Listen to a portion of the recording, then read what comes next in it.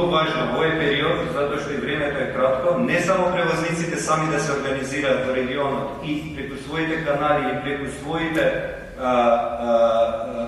соодветни партнерски организации во рамки на Европската унија да ги покренуваат овие прашања за да се решат.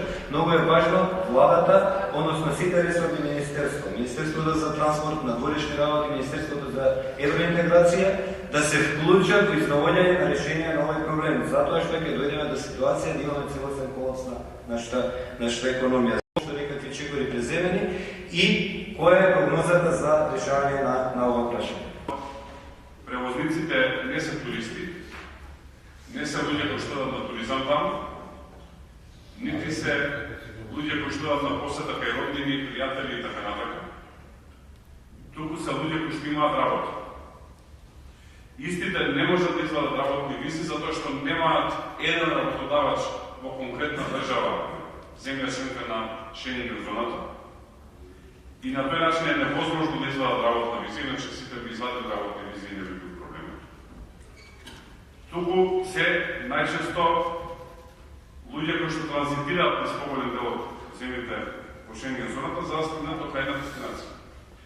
А најчесто исто така проблемот е што само транзитираат, затоа што партнер број 2 трговски на Македонија е Велика Британија, а ако гледате поединечно како најголем извоз токму оди кон Велика Британија, што значи дека најголем дел од превозниците само транзитираат на земјите членки на Шенген зоната за да стигнат до Велика Британија. Јас го поддржувам и владата го поддржува овој револтни протест кој што ќе го направат превозниците во понеделник.